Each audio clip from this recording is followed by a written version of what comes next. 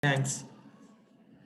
Hi everyone, this is Mirza Amin Heather talking to you on the second day of the workshop, Data Analytics with Pandas.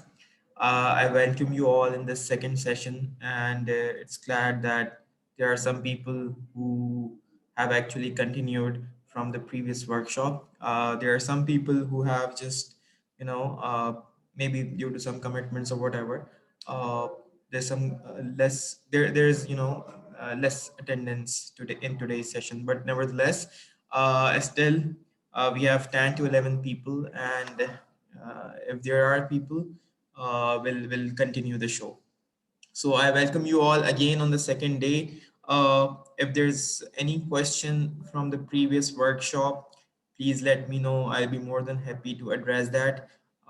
Today, we'll start right from the we'll start right away from the Python notebook. And try to cover up all the things that we had in our agenda today as soon as possible. And then at the end of the session, I'll show you some websites and some resources that you can go to on your free time, some tips and advices for you in for the future, for future if you really want to do data science, in the coming days. So yeah, is there any question, any query? We can have Q&A at the end of the session as well. I'll appreciate if anyone has any kind of confusion, query, question. I'll be more than happy to address that. I'll wait a minute or 30 seconds so that if there's anyone in the pipeline that wants to join in, he or she can, or if anyone has any question, I start off right away with the Python notebook and start covering the today's topics.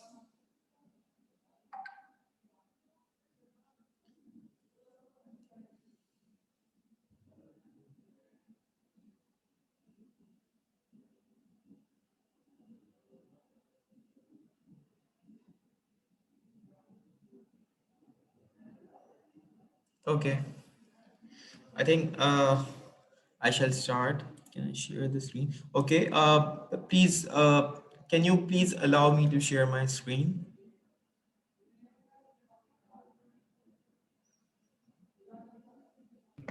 Just give me a minute.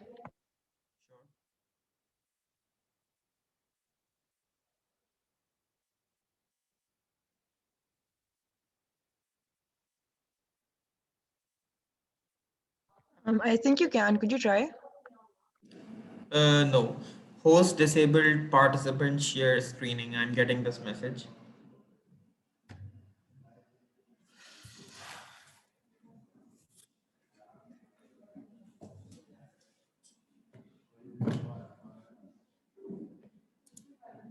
Could you try Yeah, now? yeah. Thank you.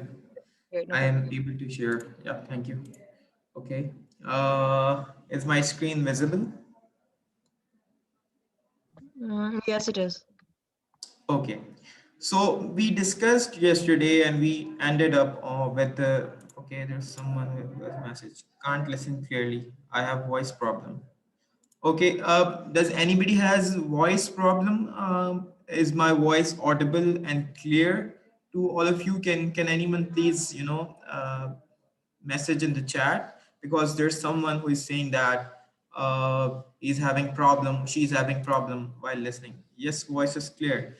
Okay, yes, it is clear. Okay. So whoever is having the voice problem, I think the problem is with their end. Please check your speaker or your internet connection. Okay, let me continue. So yesterday we ended up on conditional selection and how can we filter, our data frame based on different criterias and conditions. We ended up today's session on that topic. So today, I'll discuss some more details about the indexing and how can we change the index of a data frame. Remember that we studied that there's a, okay, let me just, First, let me see if, okay, there is no data frame defined. Okay, let me define data frame first. First of all, let me import pandas and numpy, the most important thing. Spd import numpy as import numpy as np. Okay, मैंने दो libraries fetch कर ली, ऊपर मैंने कोई data frame बनाया होगा. Late me just make that data frame. Okay, okay, now I have this data frame with me again, which remember we created the data frame with 5 rows and 4 columns, and the values and the data points that were there, that were populated in the data frame, was basically random, right? I created that again. So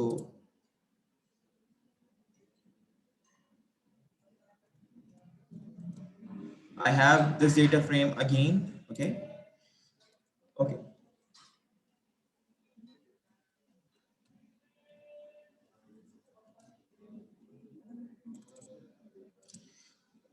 First of all, what I will do is that I'll reset the index of the data frame, because I need to create the customized index of this data frame. So first of all, I need to, what I need to do, I need to reset the indexing of this data frame. Okay.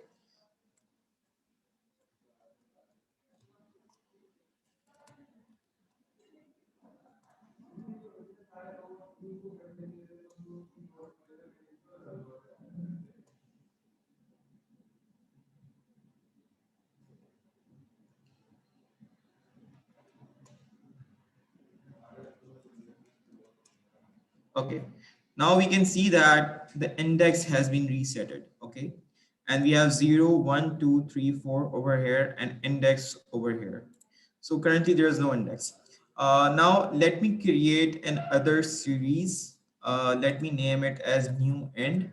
Okay, is equals to, I'll make a string CA and Y. Let me just zoom in. CANYWYORCO dot split. Remember why we used the split function uh, after this string. So basically we need a series from a string data type. Here we have string data type with a separation of a space. We need to convert each of this character, what you can say as a state name, into a series with this each state name as a separate element. Okay, so now this is created. Let me print this as well. New end. Okay, I have the series created over here. What I will do now, that I'll append this series into my data frame, and we discussed this thing in the yesterday's session, that how we can add a new column into an existing data frame. So df square brackets open, let me say this states, okay, is equals to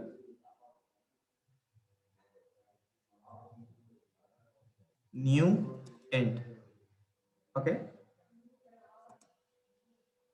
now let me print the data frame. Now I have states over here, right? Correct. This new column has been appended into my data frame, into my existing data frame. Now again, oh, okay. Now what if I want to create this states column as an index of this data frame? I'll again use that reset underscore index command. All right, and in the brackets I'll mention states.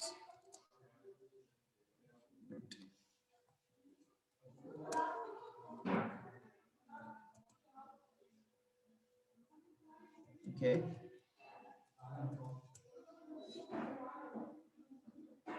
I'm sorry, I'm using a wrong command. Okay, Now you can see that the states column has become the index of this data frame. Here we just added or appended a states column in the data frame, and by running the set index command, and within the brackets I have mentioned states or whatever column that you want to make the index upon, you need to mention over here, right? And but there's a caveat. What is the caveat? Df. But the original data frame still doesn't have states as an index, and it has states as a simple column, right? So what you need to do, कल अगर आपको याद होगा, we used a command called in place in order to make the actual change in the data frame. So we need to do that. df dot set index states comma in place is equals to true. All right. Now let me print the data frame again. Now you can see that the data frame over here that has been created, the index has been changed, and now the index is the column states that we appended in the previous section. uh, by creating a series, we created a series, then we appended that series into a column of our existing data frame. And then what do we do? We made the index, of that data frame on that column called states. All right. Okay. Now what if I want to create multi-indexing on my data frame? There's a way to create more than one index on a single data frame. तो उसके लिए हम क्या करेंगे? सबसे पहले हम एक लिस्ट बनाते हैं, ठीक है? हम एक लिस्ट बनाते हैं of different random values. Let's say G1, comma G1, comma G1, comma G2, comma G2, comma. Okay, all right. एक हमारी सीरीज ये हो गई which is outside series. I have named it as outside. और एक हम बना लेते हैं अपनी सीरीज इनसाइड की. Again square brackets 1, 2, 3, 1, 2, 3. All right. अच्छा, यहाँ पे हम क्या करेंगे? यहाँ पे हम पहले ट्यूपल बनाएंगे. ट्यूपल एक और डेटा टाइप होती है पांडास पाइथन के अंदर. ऑलराइट.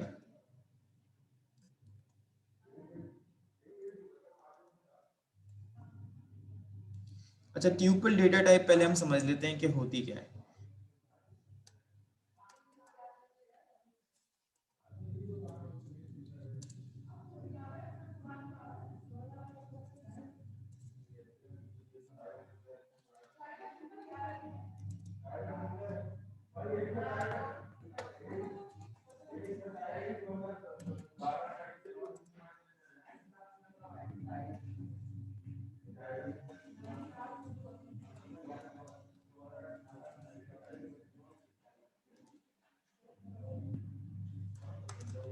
Okay.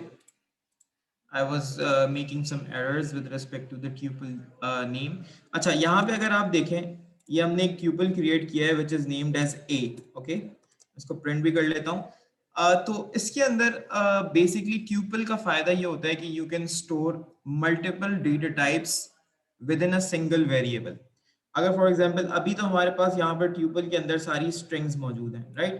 अगर for example हमने strings के साथ numbers भी store करने हैं, तो यहाँ पे स्ट्रिंग्स के साथ नंबर भी आ गए. तो यू कैन से कि एक कोऑर्डिनेटेड डेटा टाइप होती है, कोऑर्डिनेट्स की फॉर्म में ये एग्जिस्ट करती है. That can be useful in multiple in various analysis and all. Some people who are messaging.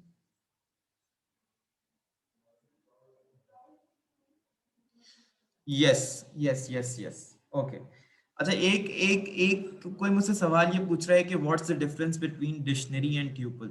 देखिए, डिक्शनरी के अंदर आपके पास इंडेक्सेस होते हैं, सही है, और इंडेक्सेस या व्हाट यू कैन से इंडेक्स और की, और उसके साथ आप जो है वो उसके कोरस्पॉन्डिंग जो भी एलिमेंट्स होते हैं वो प्लग इन करते हैं।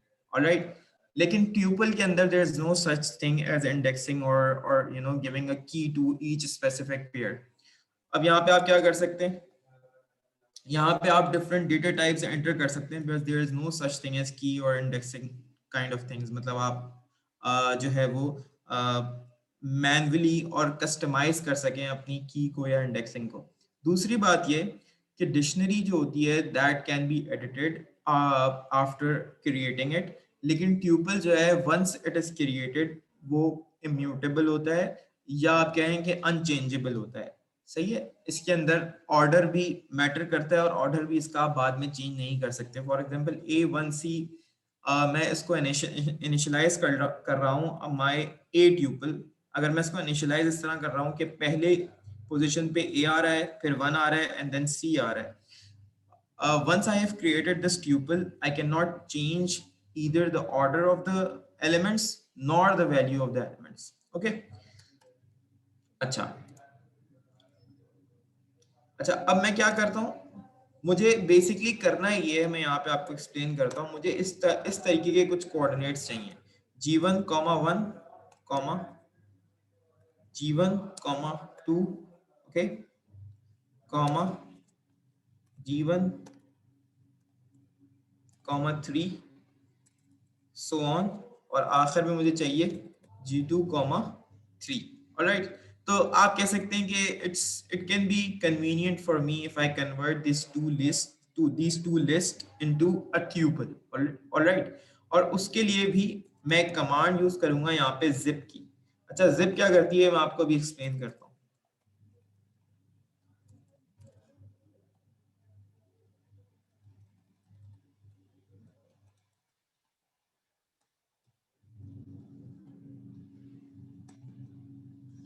अच्छा, अगर मैं आपको यहाँ पे प्रिंट करके दिखाऊं hierarchy index, now you can see कि zip फंक्शन क्या करता है। Let me explain that first.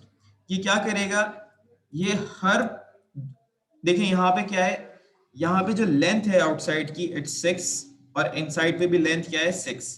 तो ये क्या करेगा, ये हर कॉरस्पॉन्डिंग पोजीशन को आपस में क्लम्प कर देगा, या व्हाट यू कैन से ज्वाइन कर देगा। जैसे G1 1, G1 2, G1 3, now G2 1, G2 2 and G2 3। इसने क्या किया कि जो सेम पोजीशंस पे लाई कर रहे थे एलिमेंट्स, उनको आपस में क्लम्प इन कर दिया, ग्रुप कर दिया। ऑलराइट। अच्छा, एक और चीज मैं यहाँ पे करूंगा। अब मैं इसी हेयर अंडरस्कोर इंडेक्स को I want to convert it into what you can say एक एक मुझे कॉलम वाइज या लिस्ट वाइज जो है ऐसे बनाना है, ताकि I can use this specific variable to make an index of my existing data frame. pd dot multi index dot from underscore tuples।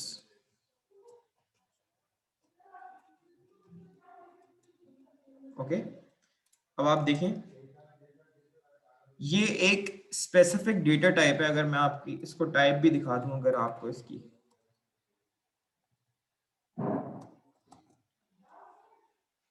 pandas dot core indexes dot multi index, ये हुआ क्या है, इस वेरिएबल को मैंने पहले जो simple list की फॉर्म में एग्जिस्ट करता था, जिप ने क्या किया, जिप ने एक ट्यूपल फॉर्म किया।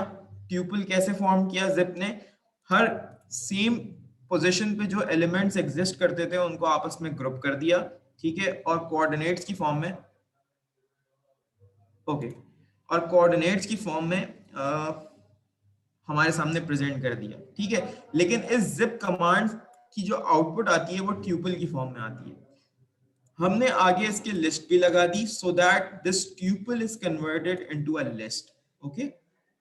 अच्छा, और उससे हमने ये वेरिएबल बना लिया हेयर अंडरस्कोर इंडेक्स का। Now what we need to do, हमने here underscore index को यूज करना है for actually creating an index on our data frame, alright.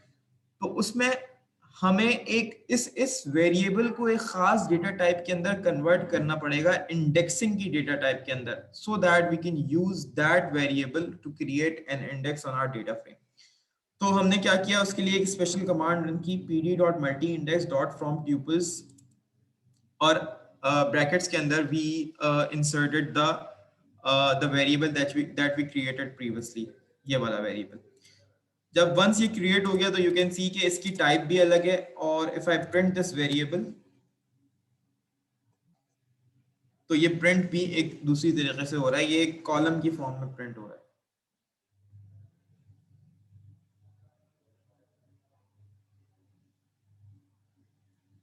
Okay, Sharjeel is asking, okay, will we share this file after these workshops?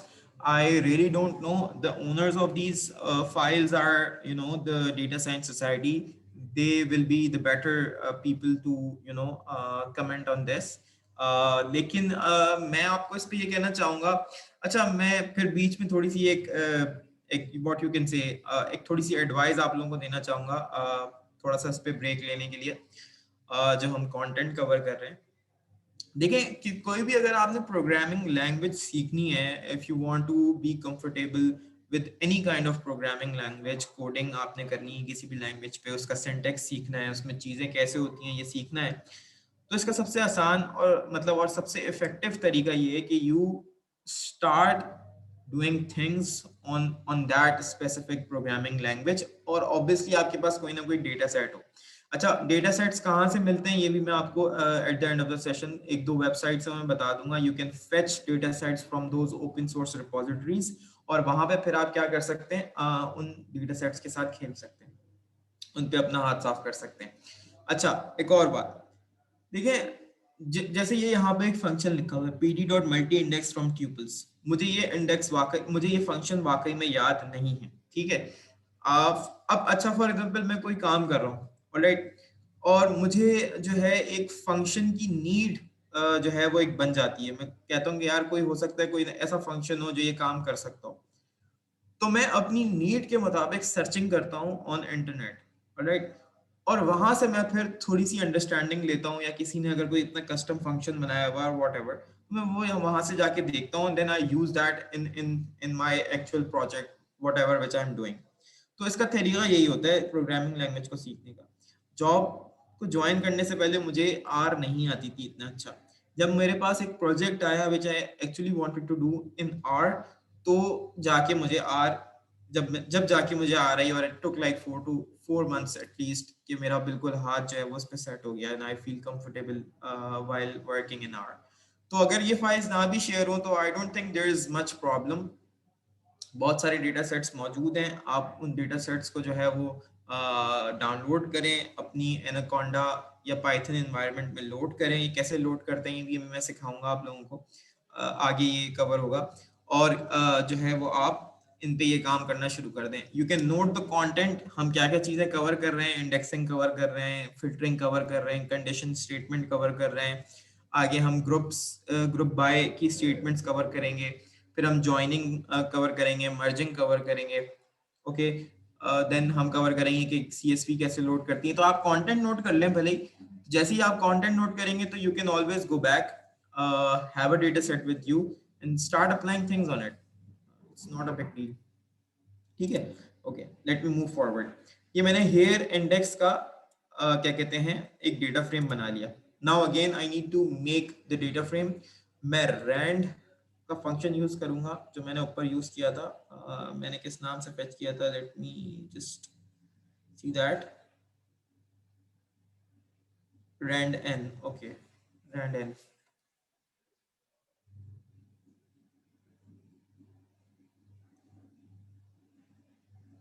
Rand N.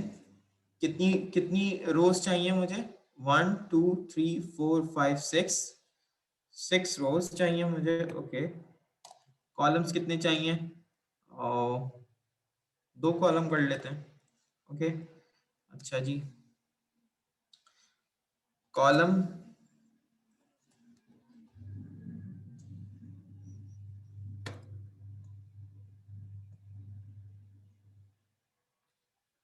Columns का नाम मैं जो है वो कर देता हूं A and B, dot split लगा देता हूं मैं यहाँ पर, और इंडेक्स में मुझे क्या चाहिए, इंडेक्स में कर देता हूँ ये अंडरस्कोर इंडेक्स के बराबर। Alright,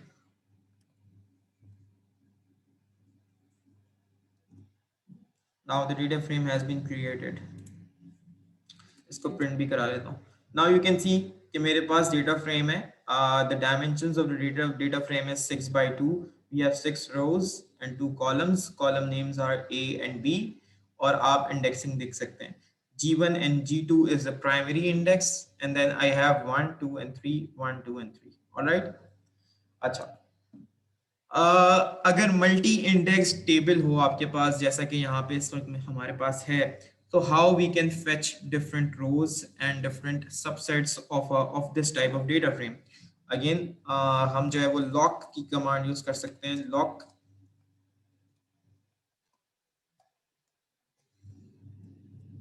square brackets G1।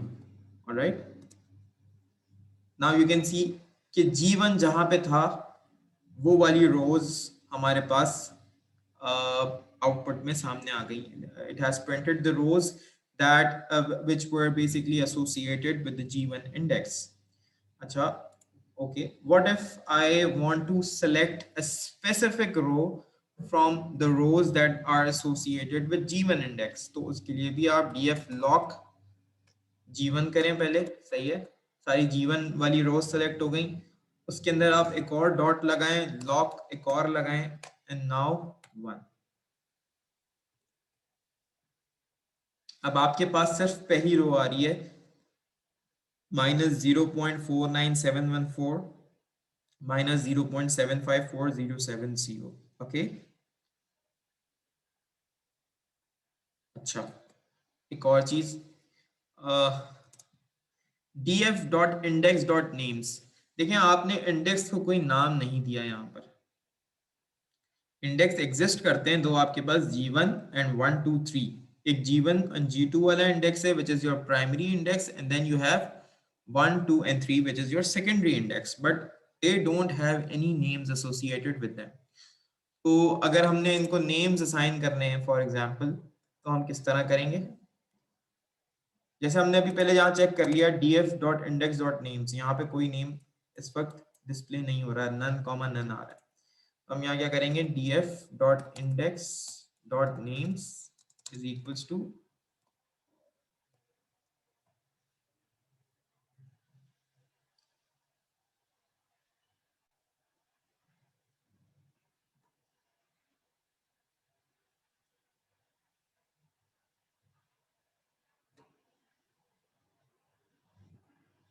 I am sorry, screen stuck हो गई होगी या ब्लैकआउट हो गई होगी।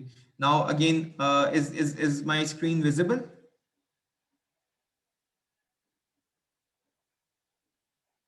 Is my screen visible?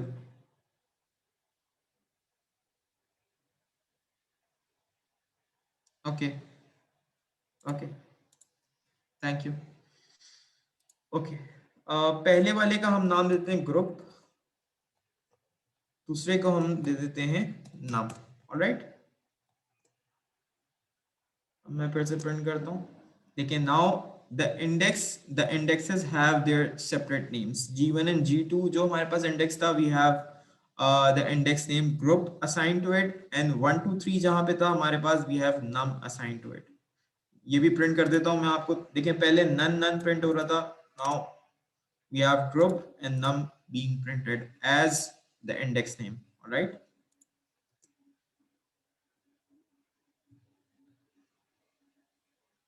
okay, there is another command that we can use to basically fetch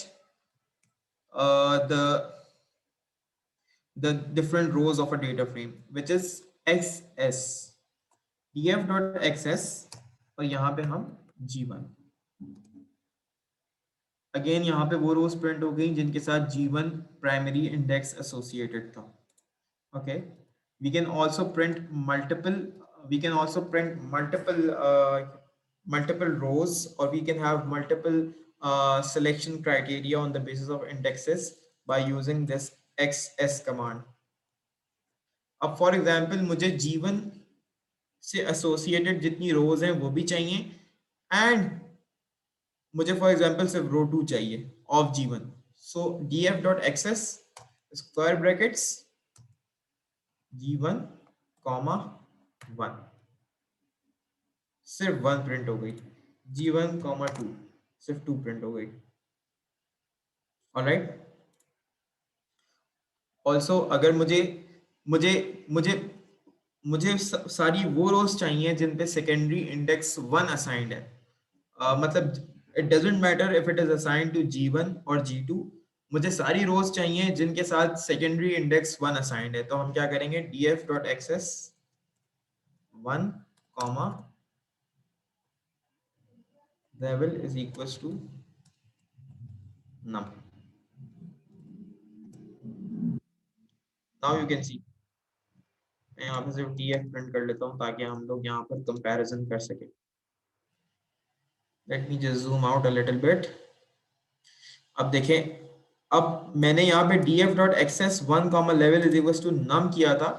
it means कि मुझे किस कौन सी इंडेक्सिंग पे मैं चाह रहा हूँ कि मुझे फेचिंग हो मेरे पास जिसका नाम नम है. ऑलराइट, जो हमारी सेकेंडरी इंडेक्सिंग है, और उसमें से मुझे वो रोज चाहिए जिन पे सेकेंडरी इंडेक्स 1 असाइंड है या नम इंडेक्स 1 असाइंड है. ऑलराइट, तो G1 एंड G2 दोनों प्रिंट हो गए दैट वर हैविंग उनकी वो रोज जिन पे सेकेंडरी इंडेक्स 1 असाइंड था. Alright, okay.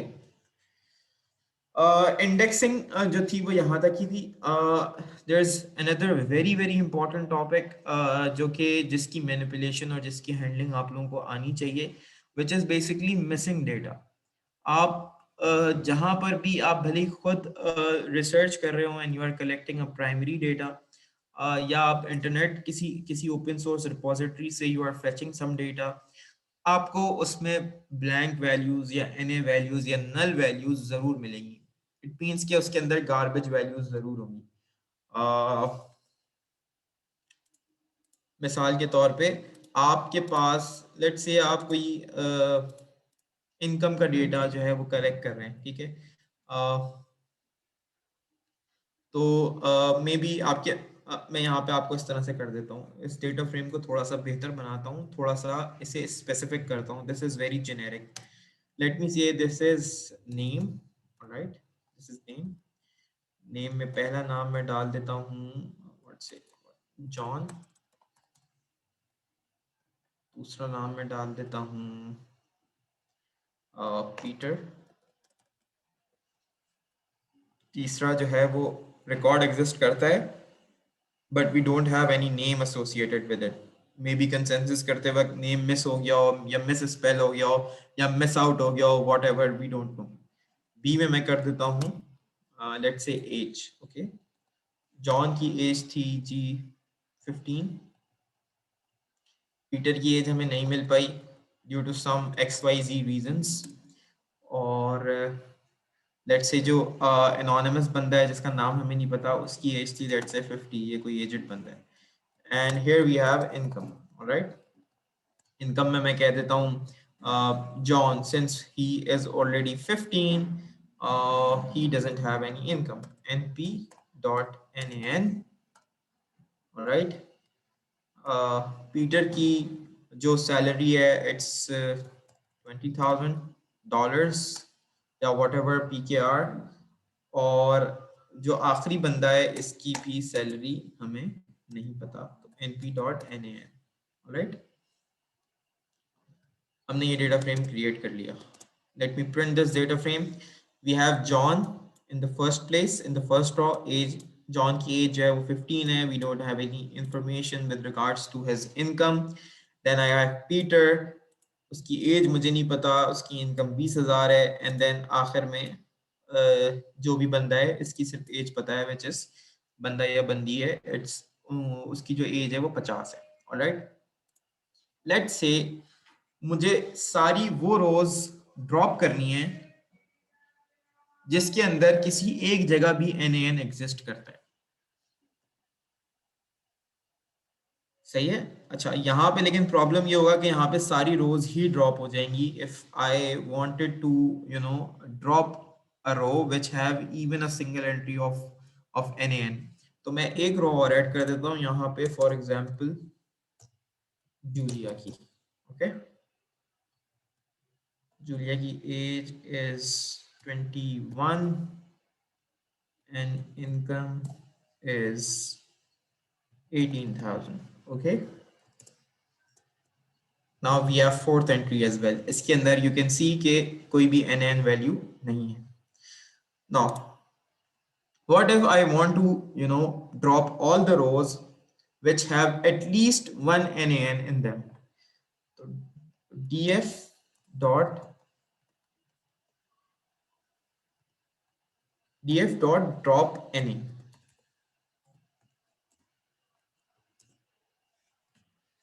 see, row number 0, row number 1 and row number 2, all three of them had NaN at least one time occurring in their respective columns। तो वो तीनों रोज ऊपर की ड्रॉप हो गई और हमारे पास सिर्फ चौथी रो बची। ऐसा अक्सर होता है, आप कोई रिसर्च कर रहे हो, आप कोई प्रोजेक्ट कर रहे हो एंड यू बेसिकली डिसाइड्स और यू हैव अ जजमेंट, आपकी जजमेंट कॉल है और आप किसी तौर पे आप ये अजम्पशन बनाते हैं कि भाई कोई भी ऐसी रो जिसमें कोई भी वैल्यू मिसिंग होगी वो मेरे किसी काम की नहीं है। वाई? बिकॉज जितने भी उसके अंदर कॉलम्स या वेरिएबल्स या फीचर्स एग्जिस्ट करते हैं, each one of them is very very important with respect to my analysis and modelling. अगर एक भी मिस होता है तो it will kind of interfere with the accuracy of my modelling और माय प्रेडिक्शंस। तो मुझे वो ड्रॉप करना है हालत में, तो तब आप ये करेंगे। ठीक है। अच्छा अच्छा, फॉर एग्जाम्पल ऐसा भी हो सकता है कि आपने रो रिमूव नहीं करनी है, आपने कॉलम रिमूव करना है। सही है। लेट्स से कि कोई एक ऐसा कॉलम है, आप ये डिसाइड करते हैं कि अगर किसी भी कॉलम में एक भी Na वैल्यू एग्जिस्ट करेगी तो उस कॉलम को I not take that column forward in my analysis. I want to drop them, drop it और drop them right right right away. तो उसके लिए आप क्या करेंगे? उसके लिए अगेन आप df डॉट ड्रॉप Na की कमांड रन करेंगे और एक्सेस में आप डाल देंगे 1। अब आप देखें यहाँ पे कोई भी कॉलम प्रिंट नहीं हो रहा। वाई? बिकॉज सारे कॉलम्स के अंदर NaN एग्जिस्ट करता था। लेट्स से मैं एक और कॉलम यहाँ पे डाल देता हूँ,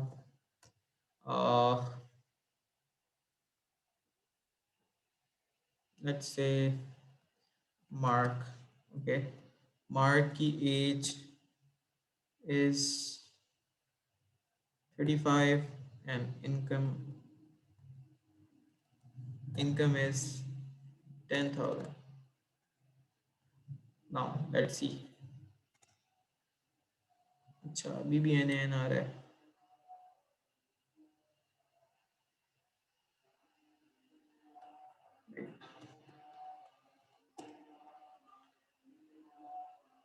अच्छा, income okay.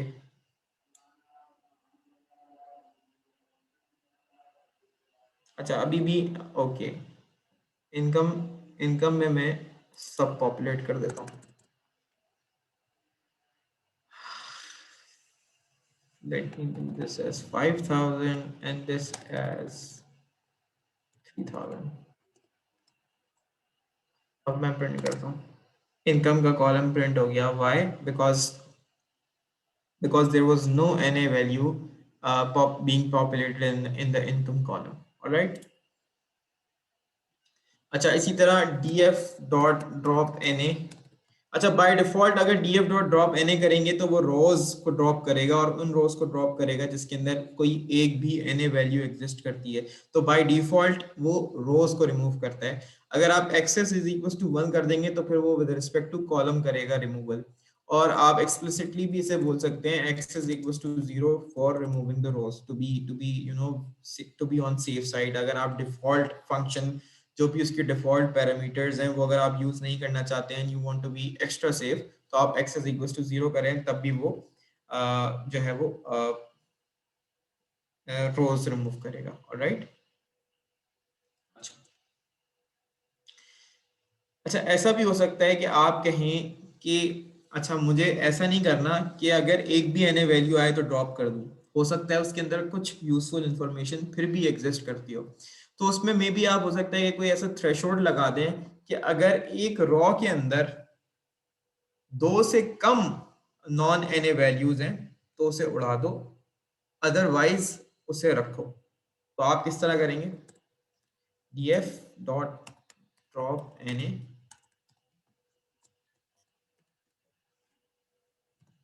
Thresh is equals to 2। अब देखते हैं क्या होता है।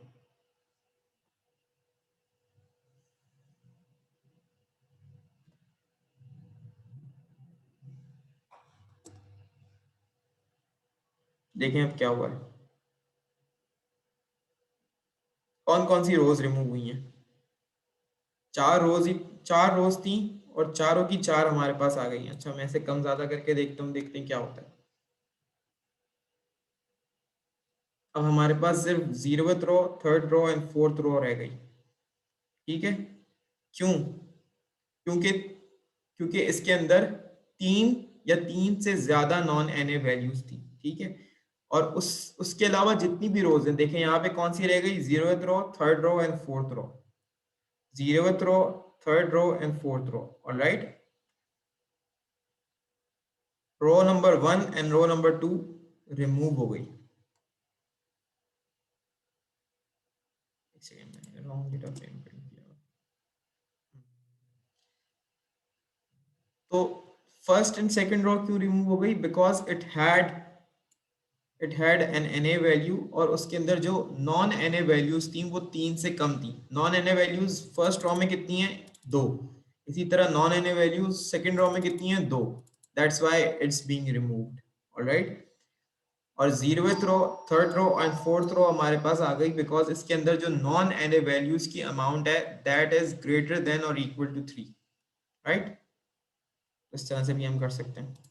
ओके, व्हाट इफ कि मुझे जो नॉन एन ए वैल्यूज हैं, सॉरी जो एन ए वैल्यूज हैं, उनमें I need to populate a certain kind of string और a certain kind of a number. तो मैं क्या करूं? बहुत आसान है। फॉर एग्जांपल df डॉट में करता हूं। फॉर एग्जांपल मुझे ऐड करना है इन इनकम में तो कोई भी एन ए वैल्यू नहीं है, मुझे एज के कॉलम में ऐड करनी है। ठीक है, as, df I select age dot fill na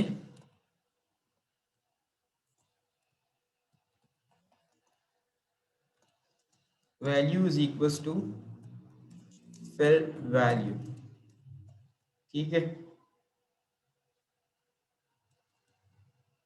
अब क्या होता है देखते हैं। df भी मैं प्रिंट करता हूँ। अच्छा, df पे तो कोई असर नहीं आएगा उसके लिए।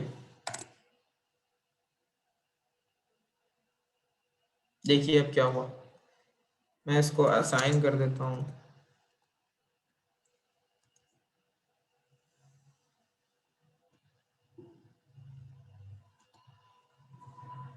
क्या हो रहा है अब? जो सेकंड कॉलम था एज का, उसमें सेकंड रो पे या इंडेक्स नंबर 1 पे एन ए वैल्यू थी। यहाँ पे अब क्या आ गई? Fill value. What if I want to add an average of the age column in that missing values? तो मैं क्या करूंगा? df dollar age dot fill na value is equals to df age, मैंने फिर कॉलम सेलेक्ट किया, dot mean. देखिए अब यहाँ पे क्या पॉपुलेट हो गया? 30, क्योंकि 15, 50, 21 एंड 35 का अगर आप मीन लें तो वो 30 आएगा। And we have 30 populated in the second row of the age column. Alright, लेकिन जैसे नेम का कॉलम है, नेम के कॉलम में आप एवरेज फिल नहीं कर सकते। अगर नेम के अंदर एन आ रहा है तो फिर आप वहां पे एक्सप्लिसिटली डाल दो कि भाई फिल वैल्यू या please enter the correct name, इस तरह से, in order to basically give an alert और give give give a sign कि भाई यहाँ पर we don't have any value populated in the column at this place, and this is important that we have the name of that person being populated in this data frame in order to उस बंदे की रो include करने के लिए in the analysis we should have the name of that person. तो आप यहाँ पे इस टाइप की चीजें फिलअप कर सकते हो. ओके अच्छा, अब बहुत बहुत बार ऐसा होता है कि हमने कुछ एनालिसिस करना होता है ग्रुपिंग्स के साथ. फॉर एग्जांपल अगर हम इस डेटा फ्रेम को देखें, we have employee ID over here, we have name of that person over here, we have department ID, we have salary, we have department name, and then we have location of the department. Let's say मुझे department wise average salary calculate करनी है, तो मैं किस तरह से calculate करूंगा? ठीक है, इसमें मुझे कुछ ना कुछ ग्रुपिंग्स करनी पड़ेंगी. ऑलराइट, पहले मैं एक सिंपल डिक्शनरी बना ली. यहाँ पर मैं इसको डायरेक्ट डेटा फ्रेम भी बना सकता हूँ, लेकिन मैंने एक डिक्शनरी बना दी. अच्छा, मैं ये एग्जैक्टली ये वाला डेटा फ्रेम नहीं बना रहा, मैं दूसरा डेटा फ्रेम बना रहा हूँ. We have first company, then person, then sales, ये उस बंदे ने कितनी सेल्स की हैं. Let me make this data. ये एक डिक्शनरी बन गई मेरे पास. इसको मैं कन्वर्ट करता हूँ इन द डेटा फ्रेम और ये प्रिंट हो गया मेरे पास डेटा फ्रेम. राइट, नाउ मुझे जो अब ग्रुपिंग करनी है वो कंपनी की बेसिस पे करनी है. ठीक है, किस पे करनी है? कंपनी की बेसिस पे करनी है. तो मैं एक ऑब्जेक्ट बनाऊंगा नया, which will be pandas data frame group object. ठीक है, देखते हैं कैसे बनता है. df dot group by. ठीक है, और किस कॉलम पे चाहिए मुझे? कंपनी. देखें आप यहाँ पे बन गया ये pandas dot core dot group by dot generic dot data frame group by. ये डेटा फ्रेम नहीं है, ये data frame group by object है. प्लीज इस चीज की जो है वो डिस्टिंक्शन अपने जहन में रखिएगा. This is not a data frame, we have not created any data frame from this command, बल्कि एक स्पेसिफिक टाइप का ऑब्जेक्ट क्रिएट किया है, विच इज एक स्पेसिफिक टाइप का ऑब्जेक्ट क्रिएट किया है, which is a group by object. ठीक है, अब इसकी यूजेज क्या है ये हम आगे देखते हैं.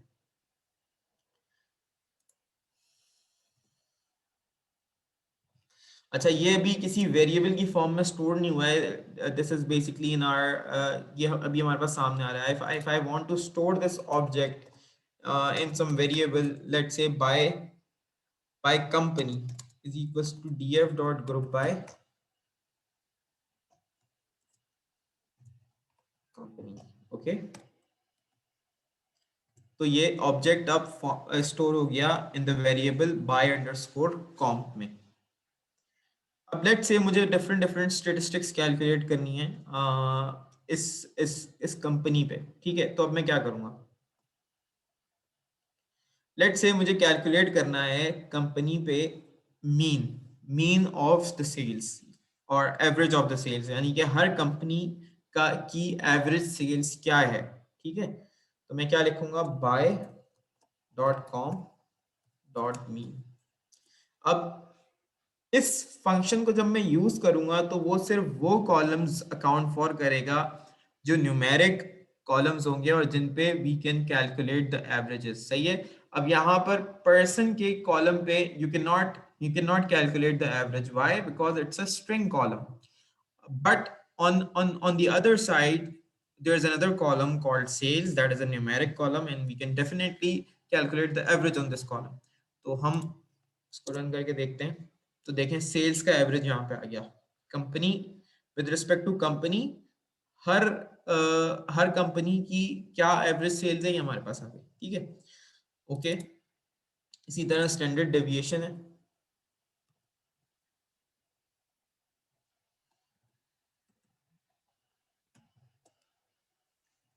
हर कंपनी की स्टैंडर्ड डेविएशन क्या है with respect to the sales, वो भी यहाँ पे आ गई. ठीक है, फॉर एग्जांपल मुझे मिन एंड मैक्स निकालना है.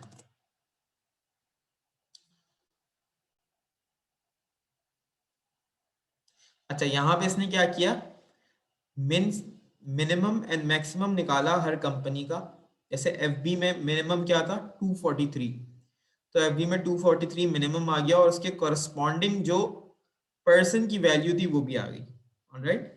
इसी तरह गॉग जो कंपनी थी, और आई थिंक इट्स गूगल, इसमें सबसे कम किसकी थी 120 चार्ली की, तो we have Charlie and 120 populated in the sales column, and similarly with MSFT, right? Max के साथ भी यही होगा। जिस बंदे की सबसे ज्यादा मैक्सिमम सेल्स हैं उस कंपनी में, कंपनी वाइज वो हमारे पास आ गया, ठीक है। इसी तरह से काउंट का भी एक फंक्शन होता है, काउंट। काउंट में आपके पास वैल्यूज आ गई कि अच्छा, काउंट में जो होगा, क्योंकि हम ग्रुप बाय कर रहे हैं किसकी बेसिस पे, कंपनी की बेसिस पे, तो ये सिर्फ काउंटिंग भी कंपनी की बेसिस पे करेगा। तो यहाँ पे जितनी भी रोज होंगी सारी कंपनीज की, मतलब हर कंपनीज की जितनी भी रोज होंगी वो यहाँ पे प्रिंट कर देगा, ठीक है।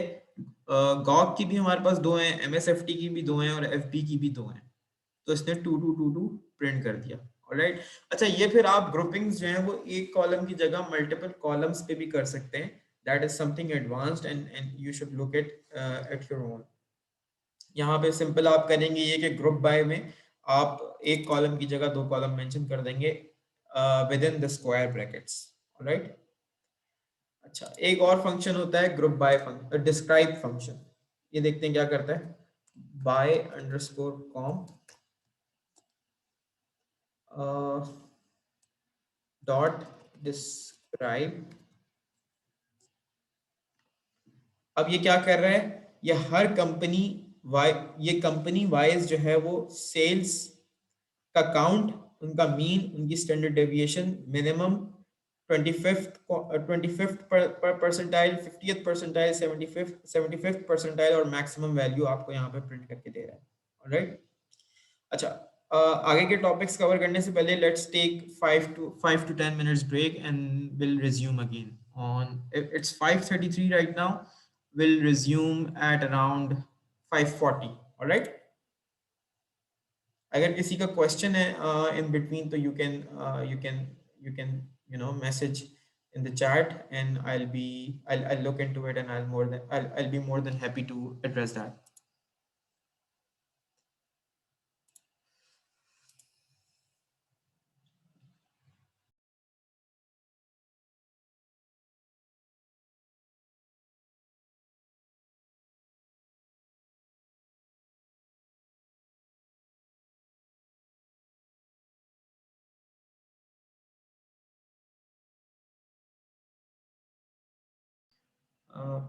सारे लोग बहुत खामोश हैं, मुझे नहीं पता कि is everybody following or not, because I'm not having any kind of a reply or feedback, but I hope कि सब लोग यहाँ पे जो जितने भी लोग मौजूद हैं they are actually listening, because मुझे पता है कि वैसे ऑनलाइन के अंदर क्या किस तरह से चीज़ें चल रही होती हैं, so I hope कि you all are following। अगर यार किसी का भी कोई क्वेश्चन है तो प्लीज़ आप पूछ लीजिएगा, मैं उसी वक्त मैं एड्रेस कर दूंगा, उसी वक्त रिप्लाई कर दूंगा।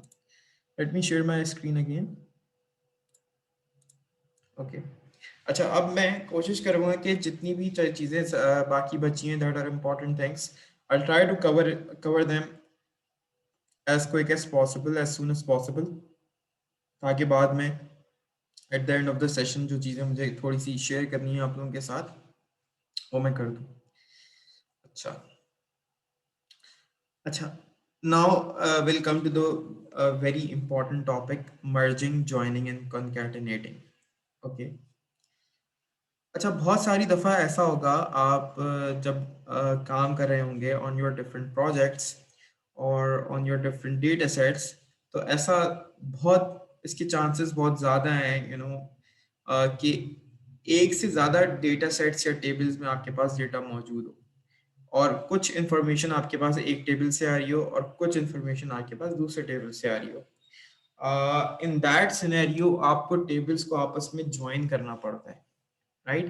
आप दो टेबल्स आपके पास अलग अलग फॉर एग्जांपल डेटाबेसेस में पड़े हुए हैं या अलग अलग स्कीमास के अंदर पड़े हुए हैं इन योर MySQL डेटाबेस, अगर आप SQL यूज करते हैं, तो वहां पर आपको वो टेबल एक जगह लाने पड़ते हैं और उनको ज्वाइन करना पड़ता है आपस में बिफोर डूइंग योर एनालिसिस, क्योंकि ऐसा हो सकता है कि एक कॉलम जो आप यूज करना चाहते हो एक टेबल का और दूसरा कॉलम दूसरे टेबल का हो, तो आप एक नया टेबल बनाते हैं which is basically joint from of that two tables, या concatenate form या merged form of those two tables, previous two tables, और फिर आप वो वाला टेबल यूज करते हैं इन योर एनालिसिस। ठीक है, तो यहाँ पे सबसे पहले मैं 3 टेबल्स क्रिएट कर लेता हूँ, random tables df1, df2 and df3।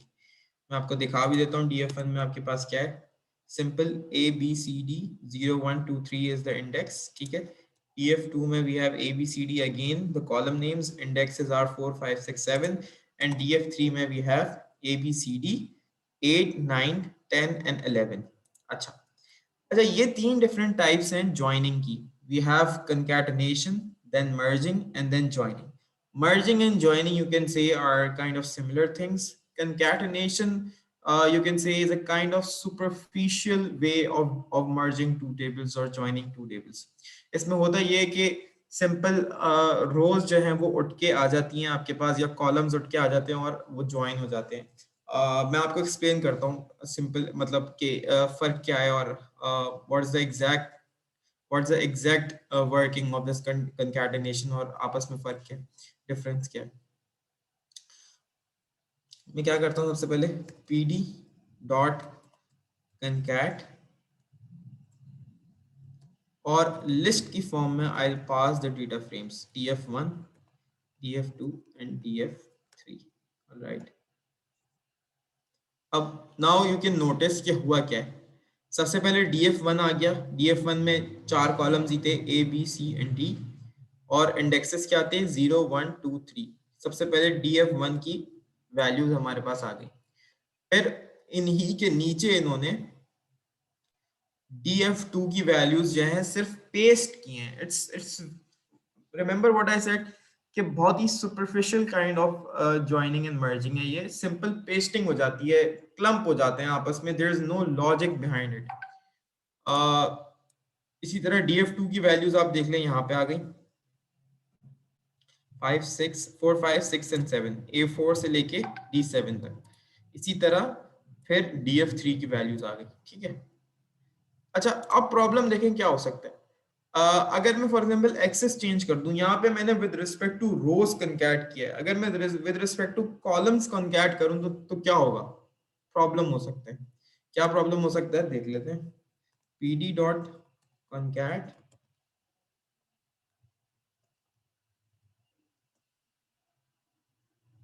pd dot कंकैट, और आगे कॉलम्स के साथ जो है मुझे वो ज्वाइन करने के लिए क्या करना पड़ेगा, I need to give it one more input, और वो क्या होगा, पहले मैंने लिस्ट की फॉर्म में से df1 df2 और df3 ये डेटा फ्रेम्स दे दिए जैसे ऊपर दिए थे। अगर मैं इसी तरीके से रन करूंगा तो ये with respect to rows concatenation करेगा, लेकिन अब मुझे चाहिए विद रिस्पेक्ट टू कॉलम्स। तो एक्सेस में मैं क्या डालूंगा, axis equals to 1, 1 is for columns, 0 is for rows, right. ये बहुत ही क्या कह सकते हैं आप, typical way of writing things है। आप जब भी किसी मैट्रिक्स की डायमेंशन आपसे कोई पूछे तो आप पहले रो नंबर बताते हैं, देन आप कॉलम नंबर बताते हैं। इसी तरह अगर आपसे कोई डेटा फ्रेम की डायमेंशंस पूछे किसी भी लैंग्वेज के अंदर, तो सबसे पहले रो की क्या कहते हैं बताई जाती है डायमेंशन, और फिर कॉलम की बताई जाती है। वही लॉजिक और स्टैंडर्ड जो है वो यहाँ पे यूज किया गया है, वही सेम रूब्रिक, वही सेम व्हाट यू कैन से क्राइटेरिया यूज किया है यहाँ पे कि 0 जो है वो असाइंड है फॉर द रोज और 1 असाइंड है फॉर द कॉलम्स। अब देखें यहाँ पे क्या प्रॉब्लम आ रहा है। Now you can see what's the problem over here. देखें ए बी सी तो सारे टेबल्स में था, हमारे पास सारे डेटा फ्रेम्स में था, लेकिन जो डेटा फ्रेम 2 था उसमें इंडेक्स 0 1 2 3 पे कोई वैल्यू नहीं थी। वाई, अगर आप ऊपर चले जाओ df2 में इंडेक्स 4 5 6 7 पे वैल्यूज थी, तो यहाँ पर क्या आ गए, सारे NaNs आ गए, यानी कि Na वैल्यूज आ गई। इसी तरह 8 9 10 पे भी कोई वैल्यू नहीं थी, इन द सेकंड डेटा फ्रेम यहाँ पे भी Na आ गया। And following the same logic and rational, data frame 1 पे 4 till 11 कोई वैल्यू नहीं है, and on data frame 3 0 till 7 कोई वैल्यू नहीं है, ठीक है। तो बहुत ही ज्यादा superficial kind of merging and merging हो रही है डिफरेंट टेबल्स की, डेटा फ्रेम्स की। अच्छा, कंकैटिनेशन जो है वो आपको बहुत कम यूज में आएगी अनटिल एंड अनलेस आपके पास सेम टेबल के चंक्स जो हैं वो डिफरेंट टेबल्स में पड़े हों। फॉर एग्जांपल आपके पास एक ही टाइप का डेटा डिफरेंट चंक्स में पड़ा हो, डिफरेंट टेबल्स में पड़ा हो, तब तो आपको कंकैटिनेशन जो है वो यूजफुल हो सकती है। Otherwise concatenation is not useful in the real life problems in real life scenarios. अच्छा, आप मेरी बात समझ रहे हैं? कंकैटिनेशन हमेशा जब काम आएगी जब एक ही टाइप की इंफॉर्मेशन जिसमें एक ही टाइप के कॉलम्स हो वो डिफरेंट डिफरेंट चंक्स में आपके पास मौजूद हो, ठीक है। तो आपने with respect to rows concat कर देंगे, या फिर फॉर एग्जांपल दो टेबल्स हैं मेरे पास, दोनों में पहला कॉलम जो है वो नेम का है, एक टेबल में पहला कॉलम जो है, दूसरा कॉलम जो है वो सैलरी का है, और दूसरे टेबल में पहला कॉलम नेम का और दूसरा कॉलम एज का है, ठीक है। तो अब आप समझ रहे हैं कि इसको कंकैट किस तरह करेंगे। इसको कंकैट करेंगे विद रिस्पेक्ट टू कॉलम्स, और जरूरी है कि पहली एंट्री है, जो पहली रो है, उसमें उसी बंदे की सैलरी फिगर हो, मतलब दोनों टेबल्स में जो पोजीशन है रोज की उनमें सेम बंदे की या सेम सब्जेक्ट की इंफॉर्मेशन हो। फॉर एग्जांपल अगर पहली रो में, पहले टेबल की पहली रो में अगर जॉन की सैलरी है, तो दूसरे टेबल में भी पहली रो में जॉन की एज होनी चाहिए, तभी रो वाइज कंकैटिनेशन जो है वो मीनिंगफुल होगी। Otherwise it won't create, it won't give you any meaningful information. तो you need to be very careful while using this concatenation function, ठीक है। अच्छा, अब आते हैं हम मर्जिंग पे। This is a kind of more advance technique to merge different kind of data frames. और टेबल्स के साथ जब भी हम मर्जिंग या ज्वाइनिंग कर रहे होते हैं, अगर किसी ने यहाँ पे एसक्यूएल यूज की हो, डेटाबेसेस के अंदर जो भी टेबल्स स्टोर हुए हुए होते हैं उस पर जो भी हमने कुछ अगर फंडामेंटल किस्म का एनालिसिस रन करना होता है या टेबल्स को ज्वाइन करना होता है, तो हम एसक्यूएल पे कर रहे होते हैं। तो ये मर्जिंग एंड ज्वाइनिंग जो है एसक्यूएल में ज्यादातर हो रही होती है। तो ये कॉन्सेप्ट भी वहीं से निकला है, मर्जिंग एंड ज्वाइनिंग का, फ्रॉम एसक्यूएल। तो लेट्स से हम फिर से दो टेबल बनाते हैं, left table and right table, ठीक है। लेफ्ट टेबल में प्रिंट कर लेता हूँ। लेफ्ट टेबल में मेरे पास क्या है, फर्स्ट आई हैव की में क्या है, K0, K1, K2, K3। इसी तरह टेबल, इसी तरह जो है वो दो मेरे पास कॉलम्स हैं A एंड B, और उसमें कुछ वैल्यूज हैं। राइट में मेरे पास क्या है, की है, again K0, K1, K2, K3, K4। C में मेरे पास C0, C1, C2 and so on. और इसी तरह D में I have some values, right. अब लेट्स से मुझे मर्जिंग करनी है, मुझे इन दोनों कॉलम्स को ज्वाइन करना है, ठीक है। और मुझे किस तरह से ज्वाइन करना है, मुझे इस तरह से ज्वाइन करना है कि K0 के आगे A की वैल्यू भी आए, B की वैल्यू भी आए, और उसी के corresponding C and D column की भी वैल्यू है। तो how I can do it, I can do it with merging. अच्छा, मर्जिंग की भी बहुत सारी टाइप्स हैं। मैं पहले आपको एक सिंपल तरीके से बता देता हूँ कि मर्जिंग किस तरह से होती है। मैंने pd.merge लिखा, ठीक है। लेफ्ट, पहले मैंने अपना पहला टेबल डाला, फिर मैंने अपना दूसरा टेबल डाला, ठीक है। The position is important with respect to what we input in the how parameter. अभी हाउ पैरामीटर में मैं आउटर रख रहा हूँ और मैं समझाता हूँ अभी कि आउटर का क्या मतलब है। अच्छा, ऑन में आप वो कॉलम डालेंगे, उस कॉलम का नाम डालेंगे जो कॉलम आपका की कॉलम होगा, या जो कॉलम आपका कॉमन कॉलम होगा। जैसे कि मैंने प्रीवियस उसमें मिसाल दी आपको कि अगर दो टेबल्स हैं, दोनों टेबल्स में पहला कॉलम जो है वो नेम का है, और दूसरा कॉलम दूसरा कॉलम पहले टेबल में सैलरी फिगर्स का है, और दूसरे टेबल में दूसरा कॉलम जो है वो एज का है। तो दोनों टेबल्स में कॉमन कॉलम कौन सा है या की कॉलम कौन सा है, या वो कॉलम कौन सा है जिनसे एक रो आइडेंटिफाई होगी या मैच हो सकती है आपस में, दैट इज नेम का कॉलम। या इससे भी बेहतर एक कॉलम बना सकते हैं आप, let's say national identity card number का, राइट, वो तो हर किसी के लिए यूनिक होता है। तो इन the first column I have CNIC and in the first column of both the tables. और एक टेबल में जो है वो सैलरी की इंफॉर्मेशन है और दूसरे टेबल में आई हैव एज की इंफॉर्मेशन। तो कौन सा ऐसा कॉलम है जिससे रो आइडेंटिफाई हो सकती है? दैट इज CNIC का कॉलम। तो वो मैं यूज करूंगा for joining these two tables. इसी तरह मैं यहाँ पे कौन सा कॉलम यूज करूंगा for joining these two tables? जल्दी से कोई मुझे चैट में बता दे।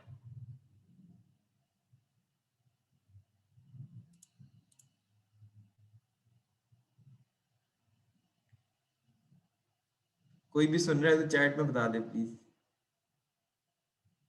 ओके जी, Mohammad Hamza, thank you so much जी। की के कॉलम में यूज करूंगा for joining these two tables.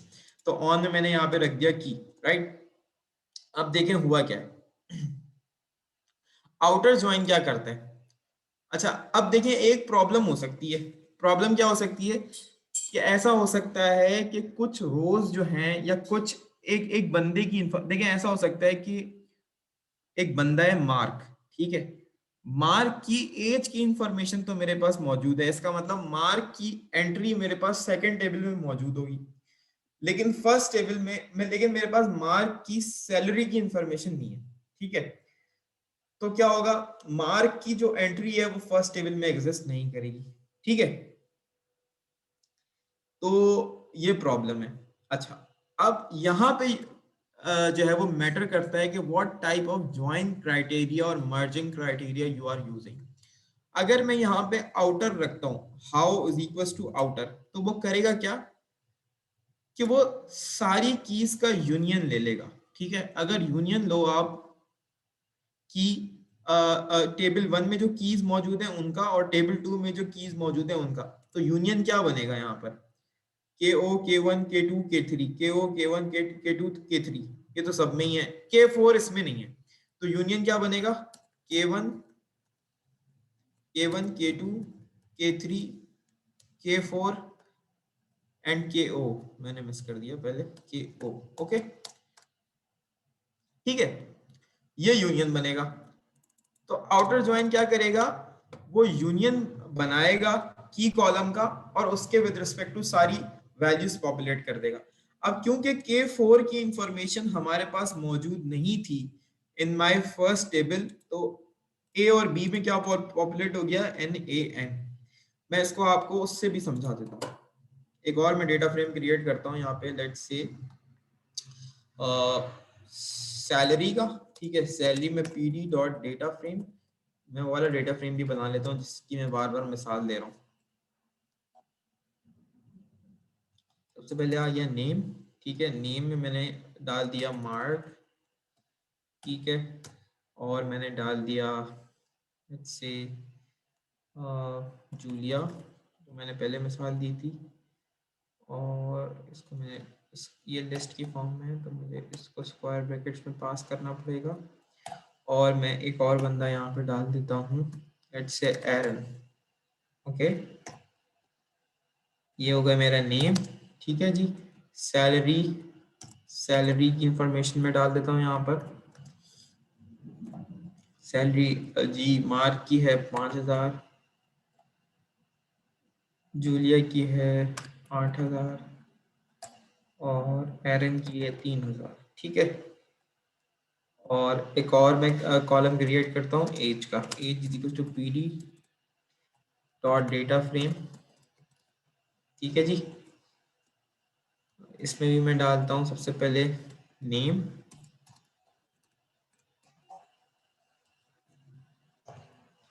Name के अंदर अगेन मार्क आ गया मेरे पास, ठीक है। अच्छा, मार्क ऐसा बंदा था जिसकी हमारे पास इंफॉर्मेशन नहीं थी।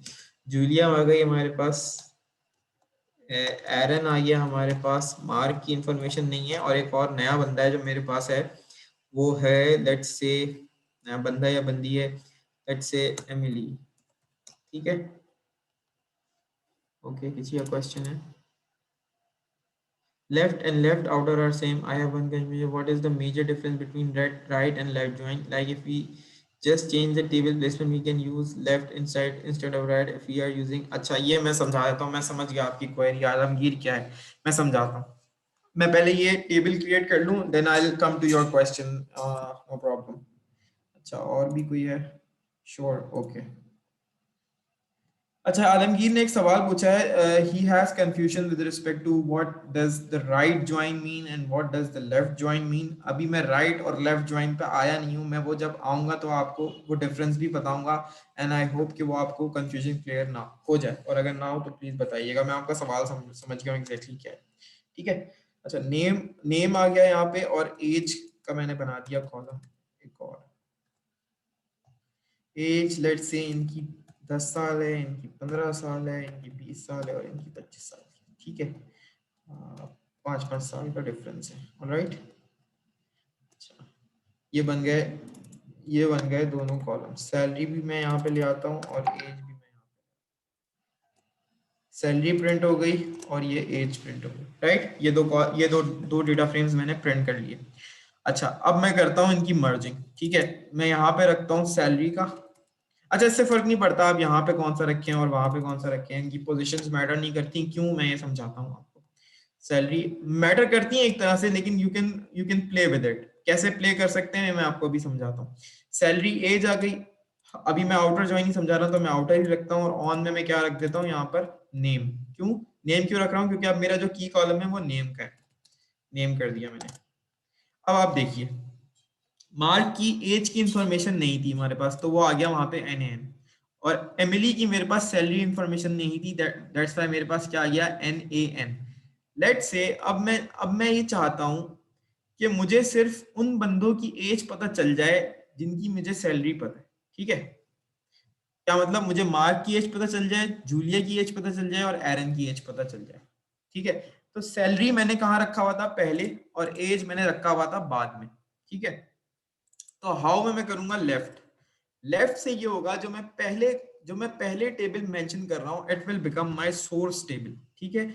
और उस सोर्स टेबल के with respect to second table join होगा, ठीक है। मैं डायग्राम से भी समझा देता हूं। देखिए, ये आपका हो गया सोर्स टेबल, ठीक है। और जो आपका सेकंड टेबल है, वो आपके सोर्स टेबल से ज्वाइन होगा, और होगा क्या, मैं बता जो जो जो जो नेम्स आपके सोर्स टेबल में मौजूद हैं, सिर्फ वही नेम्स या वही की कॉलम की वैल्यूज जो है वो आपके पास, आपके कॉन्सेक्वेंट डेटा फ्रेम में आएंगी। मैं आपको प्रिंट करके दिखाता हूं क्या होगा।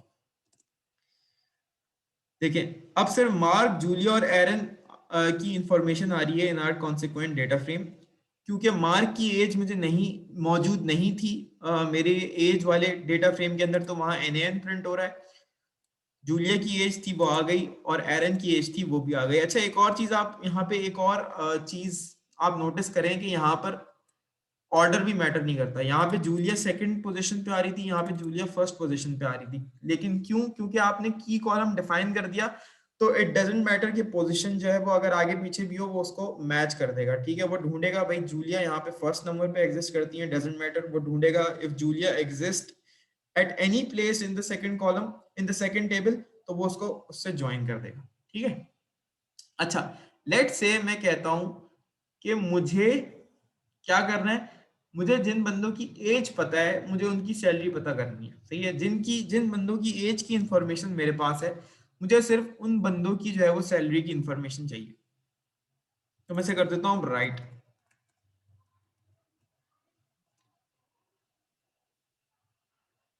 अब आप देखें, जूलिया, एरन एंड एमिली। अब मेरे पास सिर्फ जूलिया, एरन एंड एमिली की इंफॉर्मेशन आ रही है, सही है। जूलियन एरन की सैलरी की इंफॉर्मेशन वहां मौजूद थी, जूलियन एरन की, तो वहां यहाँ पे आ गई 8,000 और 3,000।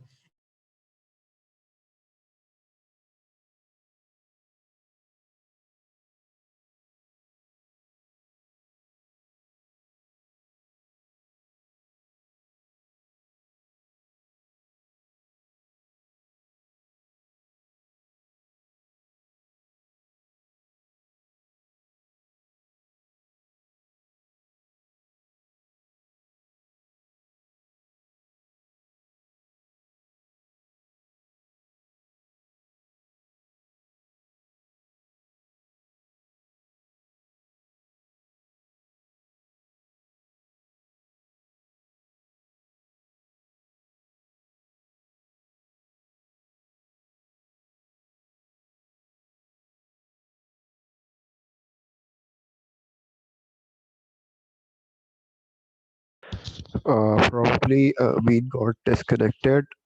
We are in contact with him and he will be joining soon. So stay tuned.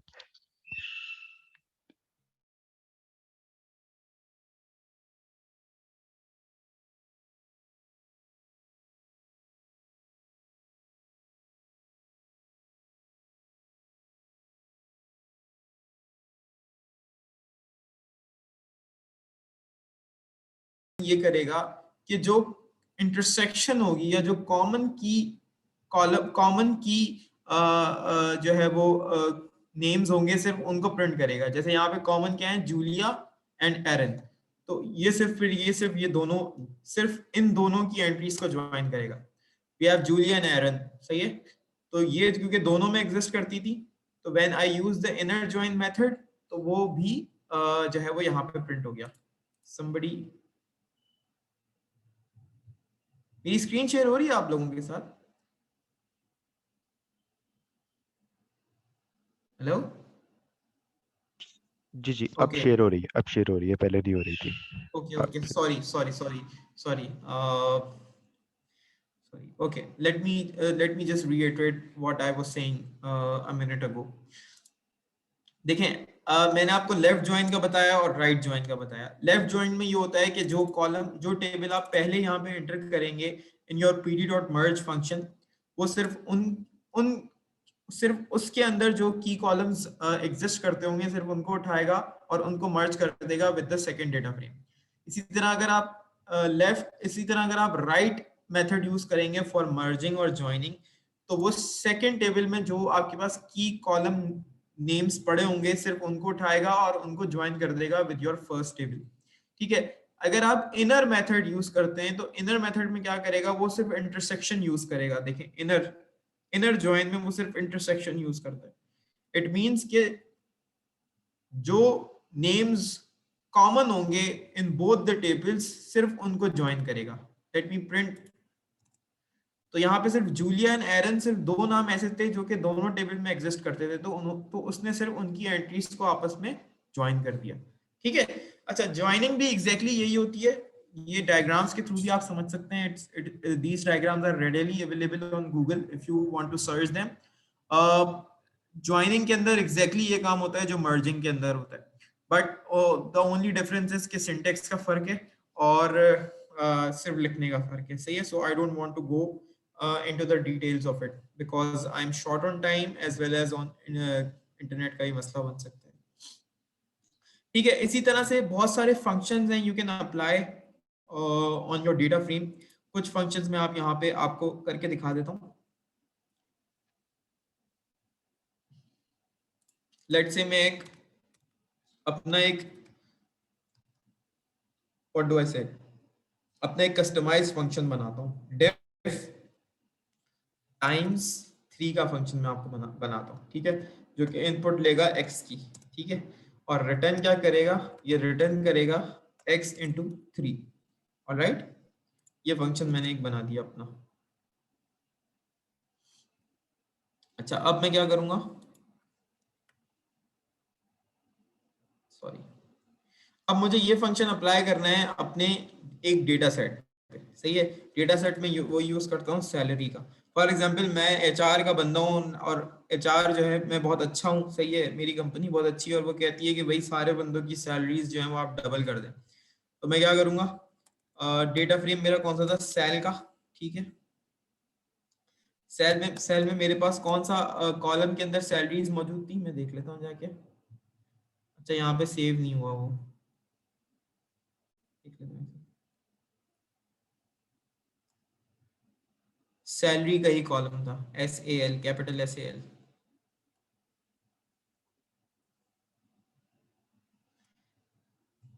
Quotes में SAL। ठीक है जी। डॉट अप्लाई, और अप्लाई में कौन सा फंक्शन करूंगा, टाइम्स 3 का। ठीक है। और सारी सैलरीज, सारी वैल्यूज जो थी सैलरी के कॉलम में वो मल्टीप्लाई हो गई किससे, 3 से। इसी तरह फॉर एग्जांपल एज के कॉलम में, एज के टेबल में मैं एज को मल्टीप्लाई करना चाहता हूँ 3 के साथ। तो सारी एजेस जो थी हमारे मेरे पास जो इंफॉर्मेशन थी एजेस की ऑफ ईच पर्सन वो मल्टीप्लाई हो गई 3 से। ठीक है। अच्छा, एक बहुत इंपॉर्टेंट चीज जो मैं यहाँ पे कवर करना चाहता हूँ which is important in the sense कि अगर आप किसी डेटा के साथ डेटा सेट के साथ अगर आप जो है वो वर्क करना चाहें इन द पाइथन तो वो आप किस तरह से कर सकते हैं। देखिए, एक मैं आपको ओपन सोर्स डेटा रिपोजिटरी के बारे में बता देता हूँ which is UCI machine learning repository. हो सकता है कुछ लोगों को इसके बारे में ऑलरेडी पता हो, but those of you who don't know about this website and this open source repository, ये बहुत अच्छी चीज है। आप अपने अगर कोई सेमेस्टर प्रोजेक्ट्स भी कर रहे हो, आपको कोई डेटा चाहिए हो, कोई डेटा इंटेंसिव प्रोजेक्ट है, जैसे कि कुछ प्रोजेक्ट्स मुझे याद हैं SDSB के इंट्रोडक्शन टू मैनेजमेंट साइंसेज, एक डिस्क का जो एलिमेंट्री लेवल कोर्स होता है डिसीजन साइंसेस का, उसके वो भी डेटा इंटेंसिव होता है, उसके अंदर आप एक्सेल वगैरह सीख रहे होते हैं। उसके सेमेस्टर के एंड पे आपको जो है वो कुछ प्रोजेक्ट करना होता है जो डेटा इंटेंसिव होता है, ऑल्दो बहुत ही बेसिक लेवल का होता है। तो अक्सर प्रॉब्लम ये आ रही होती है कि डेटा कहाँ से लेके आए। ठीक है, तो आप अपने इंस्ट्रक्टर से जो है वो पहले परमिशन ले सकते हैं कि can you use the open source data in your projects, और अगर वो आपको इजाजत देते हैं तो you can always use this website. यहाँ पे हर किस्म का डेटा आपके पास मौजूद है। Let me click on this view all data sets. और अगर कोई डेटा साइंस का कोर्स है जो कि CS वाले ले रहे हैं तो ऑब्वियसली यहाँ से आप उठा ही सकते हैं। यहाँ पे मतलब डेटा की क्लासिफिकेशन भी हुई हुई है कि किस टाइप का आपको डेटा उठाना है। क्लासिफिकेशन का डेटा सेट उठाना है। क्लासिफिकेशन का डेटा सेट ये होता है कि आपने eight the end of the day predict क्या करना है। लेट्स से मुझे ये प्रिडिक्ट करना है कि ये कस्टमर जो है वो at the age of 30 this patient will die और नॉट डाई। तो 1 and 0 बाइनरी फॉर्म में, यानी कि क्लासिफिकेशन की फॉर्म में। तो अगर कोई इस टाइप का डेटा सेट चाहिए तो क्लासिफिकेशन पे कर लें। अगर कंटिन्यूस डेटा सेट चाहिए, किसी की इनकम प्रिडिक्ट करनी है या किसी की लाइफ एक्सपेक्टेंसी प्रिडिक्ट करनी है, तो रिग्रेशन का data set and so on and so fourth. मैं फॉर एग्जांपल यहाँ पे क्लिक करता हूँ बिजनेस पे। ठीक है, बिजनेस पे क्लिक करता हूँ, जो सबसे पहले डेटा सेट आ रहा है एब्सेंटीइज्म एट वर्क, इस पे क्लिक करता हूँ। ये डेटा सेट मौजूद है, सही है। इसका कौन ओनर है, किसने इस पे वर्क किया है, इस पे किस किस्म के कॉलम्स मौजूद हैं, ये सब सारी इंफॉर्मेशन यहाँ पे मौजूद है। लेट्स से मुझे इसको डाउनलोड करना है। मैं डेटा फोल्डर में गया और ये मैंने जिप फाइल पूरी डाउनलोड कर ली। ठीक है, यहाँ से मेरे पास डाउनलोड हो जाएगी। मेरे पास ऑलरेडी डाउनलोडेड मौजूद है on my desktop. Let me share desktop पे जो पड़ी हुई है मेरे पास।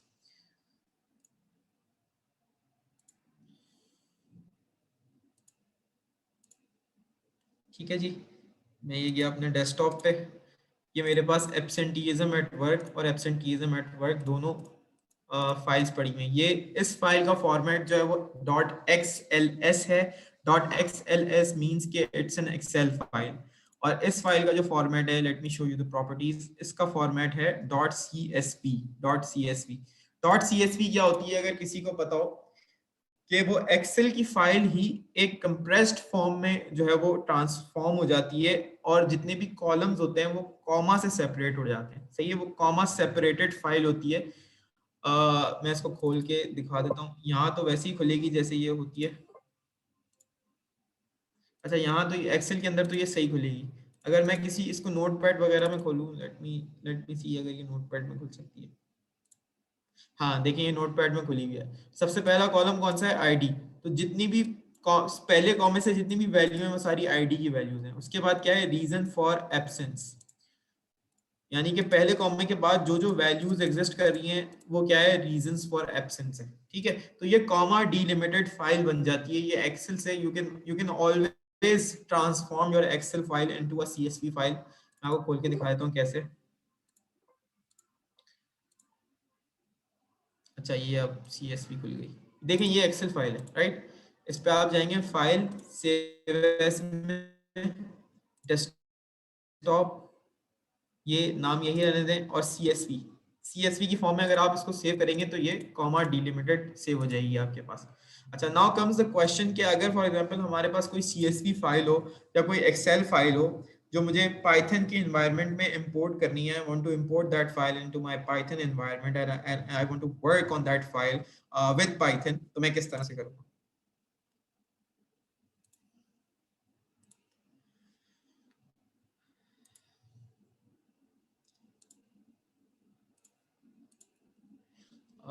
Is my screen visible again? Is my screen visible? I think it is. Okay.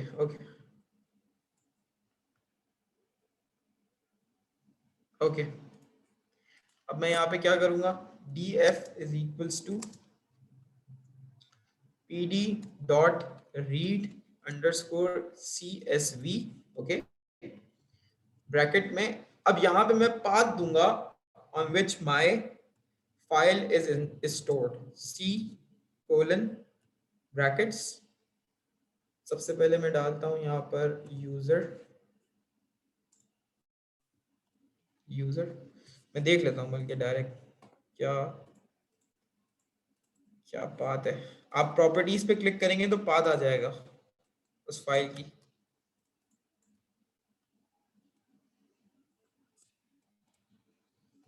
अच्छा, पाइथन जो है वो फॉरवर्ड स्लैशेस जो है वो एक्सेप्ट करता है, तो उसको स्लैशेस को आपको सही करना पड़ेगा. और सबसे आगे जो है वो फाइल का नाम क्या है? फाइल का नाम भी मैं देख लेता हूँ, एक सेकेंड.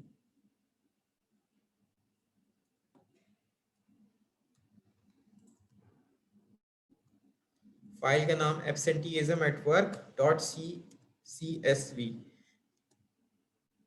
ठीक है जी, ये लोड हो गई. मैं आपको दिखा भी देता हूँ. देखें, ये अब टेबल लोड हो गया in the form of data frame. जो ये CSV फाइल थी ये लोड हो गई in the form of data frame in your Python environment. आप इस पे जो है वो आप अपना क्या कर सकते हैं, जो भी एनालिसिस आप करना चाहते हैं, यू कैन डू दैट. कितने कॉलम्स हैं इसके अंदर? 21 कॉलम्स एंड 740 रोज हैं आपके पास इसके अंदर. ऑलराइट.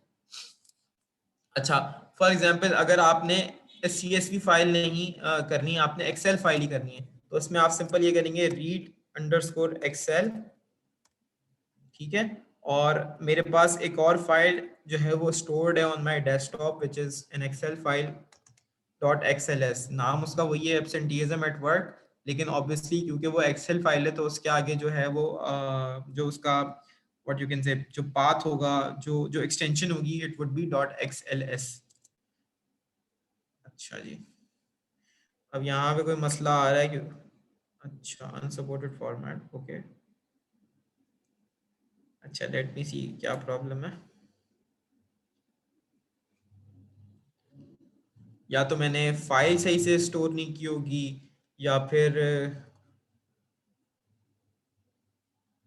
मैं कोई सिंटेक्स का प्रॉब्लम कर रहा हूँ. लेकिन जहाँ तक मेरा आइडिया है मैंने फाइल का नाम सही से नहीं किया हुआ होगा. खैर मैं देख लेता हूँ.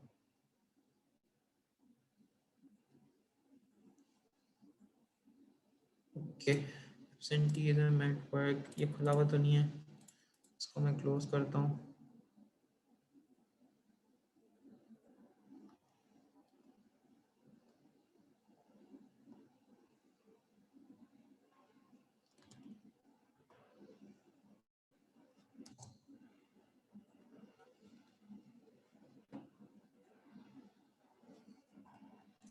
Okay, there's some kind of error that I'm doing right now. Maybe जो मेरा फॉर्मेट है या मेरी एक्सेल फाइल है वो सही से स्टोर नहीं हुई, सही से सेव नहीं हुई. तो still you can use this read_excel command and give the path of your specific file, और यहाँ से आप उस फाइल को in the form of data frame load कर सकते हैं, जैसे हमने यहाँ पर CSV लोड की थी. लेट मी अच्छा, किसी का कोई सजेशन है? नहीं, मोहम्मद हमजा .xlsx नहीं है, वो .xls की ही फॉर्म में स्टोर हुआ है. मैं कंफर्म कर लेता हूँ. हाँ, .xlsx की फॉर्म में वो स्टोर नहीं हुआ, सेव नहीं हुआ. .xls ही उसका जो है वो एक्सटेंशन है. नो प्रॉब्लम, कोई मसला नहीं है. अच्छा, और कोई कुछ कह रहे हैं? ओके, अच्छा ठीक है. तो द आइडिया इज कि आप जो है इस तरह से अपनी files को, you can load your files into your Python environment, be it Excel files, be it CSV files, even आप HTML की files भी load कर सकते हैं. And there is a very simple way of, you know, loading those HTML files, the tables that are saved in the form of .html format. उसका भी बड़ा pretty standard सा एक process है, एक method है. तो उसको भी use करके you can always import your data sets into the Python environment and do the analysis. With this, I would like to end the session with few words and few advices, one or two. अगर आप data science करना चाहते हैं ना, तो data science को सीखने का तरीका ही ये है कि you start doing things on actual data set. ठीक है. अब बहुत सारे लोगों को प्रॉब्लम ये आता है कि हमारे पास डेटा सेट नहीं है. तो एक वेबसाइट मैंने आपको डेटा सेट की दिखा दी. एक और वेबसाइट, बहुत मशहूर वेबसाइट है, kaggle.com. उस पर ही बहुत सारे ओपन सोर्स डेटा सेट्स वहाँ पे मौजूद हैं. You can always go there, you know, download some data sets that are relevant to your interests and then start doing things on it. तो एक तरीका ये होता है. दूसरा तरीका ये होता है कि आप जो भी सेमेस्टर में कोर्सेज ले रहे हैं इन योर यूनिवर्सिटी, उनमें से मुझे मतलब आई नो कि उसमें से कुछ कोर्सेज ऐसे होते हैं जो थोड़े से डेटा इंटेंसिव या डेटा ड्रिवन होते हैं. And it doesn't matter कि you are doing finance, you are doing accounting, you are doing economics, mathematics, computer science, कुछ भी आप कर रहे हो, आपका कोई एक ऐसे कोर्स से जो है वो आप इनकाउंटर करेंगे जो जो डेटा ड्रिवन होगा, डेटा इंटेंसिव होगा, इवन मार्केटिंग के कोर्सेज. तो आप जरूर उसके अंदर और आप जो है अपने आप को लिमिट नहीं करें कभी भी. You can always go to your instructor and take a permission कि फॉर एग्जांपल अगर वो कोर्स एक्सेल पे सिखाया जा रहा है, तो go to your instructor and ask them कि can I do this project on a different language, can I do this on Python, can I do this on R या जो भी लैंग्वेज आपको आती है. आई एम श्योर कि your instructor will be more than happy to allow you to, you know, do your project in these programming languages. तो आप उसके अंदर बिल्कुल जो है वो ये काम करें. With this, I end my session over here. I thank you, Data Science Society, to basically call me and give me this opportunity to talk with the students that are already enrolled in their undergrad. Thank you for that, and I'm really glad. Thank you. Thank you very much, Amin. Thank you for your time, and आपने especially इतनी जो सुबह से आप we were in contact with you and you were facing issues and still you basically came here for the society and आपने काफी अच्छे तरह से को पूरा जो किया करवाया. And अब इसके बाद यही है कि now we will having a set of workshops next week, which will be Saturday and Sunday. It will be Friday and Saturday. Dates are not finalized, and that will be based on machine learning. So we will be sending you emails and stuff as we did for this workshop. So thank you very much, all of you, for attending, and special thank you to Amin. No problem. Bye bye. Bye bye, everybody. Allah Hafiz.